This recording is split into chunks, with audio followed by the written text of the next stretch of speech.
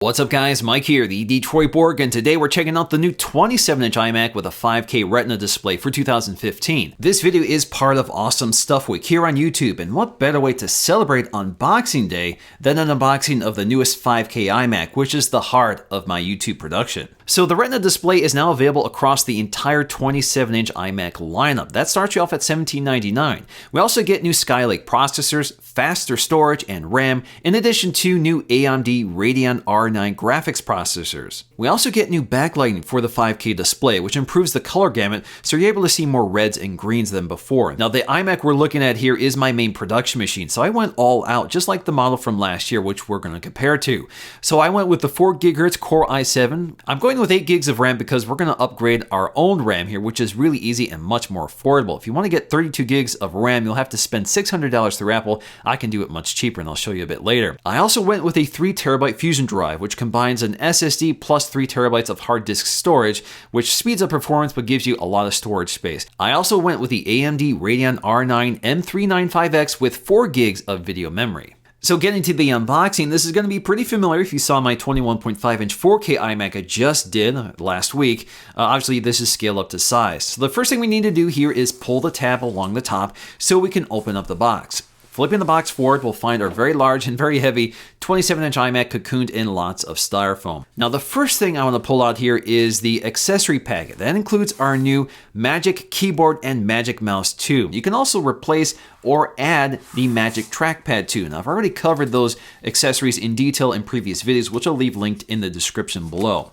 So, of course, we have our Magic Keyboard wrapped in this sort of frosted plastic. It's nice, lightweight, and ultra thin. It also has an internal rechargeable battery, so we no longer need to replace the batteries like we had to with the previous generation. We also have our Magic Mouse 2, which again has an internal rechargeable battery and is charged via a lightning connector. Of course, we also get a lightning cable for recharging those accessories. So again, all you have to do is connect your accessories to your iMac and it'll charge it for you. We also have our literature packet, which includes a quick start guide, some warranty information, and a set of Apple stickers. We also get a microfiber cleaning cloth for cleaning the glass display.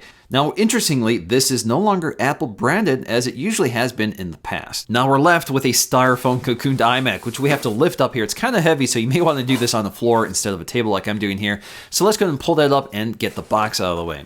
First up, I'm going to take a look at the power cord, which is nestled into a compartment behind the iMac in one of the styrofoam pieces. So you just pull up the tab, and inside you'll find your power cable, which we'll connect later. Next up, we need to remove the styrofoam segments protecting the iMac. And of course, beneath that is even more packaging. So the first thing I want to do here is remove the styrofoam envelope. I just have to peel the tabs along the back, and once I get the flaps out of the way, I can go ahead and pull up the sheet in one piece. But of course, there is more where that came from. So we have some plastic covering the pedestal. So again, the iMac is kind of heavy, so you have to be careful here when you lift it up to remove the plastic sheet. Now the iMac is also wrapped in plastic, so we're going to go ahead and pull the plastic up along the side so we can remove this neatly.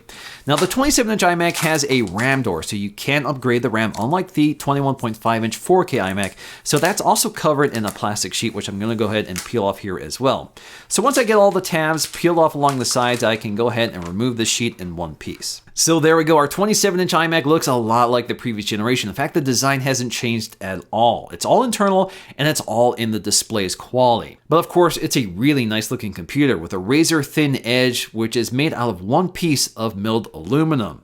Of course, it bows out toward the center here for all of the internals, and then you can see it meets toward the center at the hinge. So this hinge is spring-loaded because of the weight of the iMac itself has to be spring-loaded to maintain tension. But of course, you have a good amount of articulation here to pivot the display to whatever you want. So along the back toward the top, you'll find your Apple logo. That's part of the Wi-Fi system, so Wi-Fi needs radio transparency to work through the metal body, and the black plastic Apple logo is there for that. And just above that, we'll find a set of dual microphones etched into the metal. You'll find one facing toward the top along the edge of the iMac and another one facing the rear. In terms of our I/O, it's basically the same. We have a headphone jack that supports optical output if you have the right cable. Of course, we have an SD card slot. We get 4 USB 3.0 ports, 2 Thunderbolt 2 ports, and a gigabit Ethernet port. So as you can see, no USB Type-C for this generation yet. And on the other side, you'll find your rear-facing power button, which is concave, so it's easy to find when you reach around the computer to power it on. Now, tucked behind the hinge, we'll find a lot going on here. So, of course, we have our exhaust fan for keeping the iMac cool. The inlets are on the bottom of the iMac, which we'll take a look in just a minute. Now, before I do anything else, I want to swap out the 8 gigs of RAM for 32 gigs of RAM. So I was able to buy it for less than $200 through Amazon.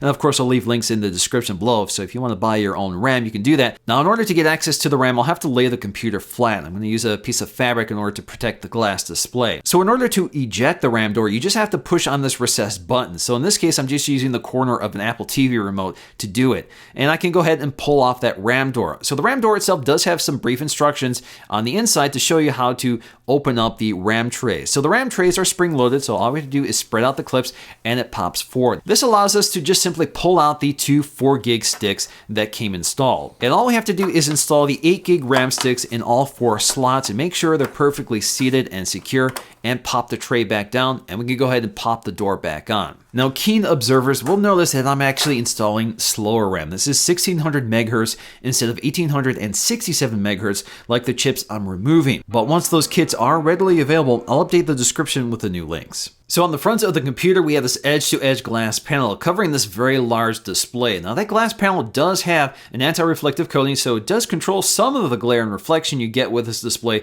but it's still a glossy display, so you'll still see some of it. Toward the top center, you'll find your 720p FaceTime HD camera, pretty much the same we've had for a while now. It's flanked on either side by an ambient light sensor and an LED indicator. Down below, we'll find that familiar iMac chin, and toward the center, we'll find our Apple logo. Now, if you look along the bottom edge, you'll find this razor-thin edge, and drilled within that edge is the speaker outlets and the air intake vents. And again, it's a really slick design, even though most people don't get to see it. The speakers themselves sound actually pretty good. So you get good bass and dynamic range, and I really have no need to add external speakers to the system. So I'm pretty happy overall with the sound quality of these built-in speakers. So what does performance look like on the top-end iMac for 2015? So in terms of our Geekbench scores, we saw a single-core score of 4520 and a multi-core score of 17426.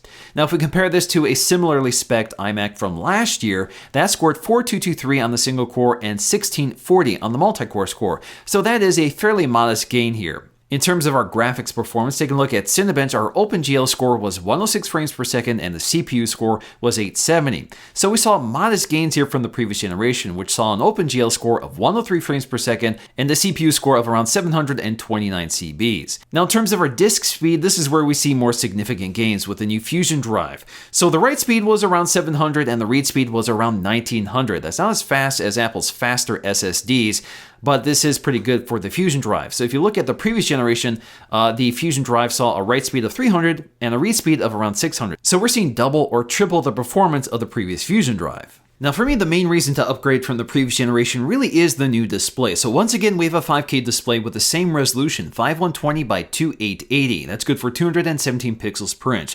The big difference is the new backlight for this IPS panel. So the backlight goes from blue LEDs with a yellow phosphor to red and green LEDs, which are able to produce a wider color gamut. So you see more vivid colors and you lose that yellow cast that was kind of a problem with the previous generation, although it's not a huge gain here and it's actually kind of hard to show you on video.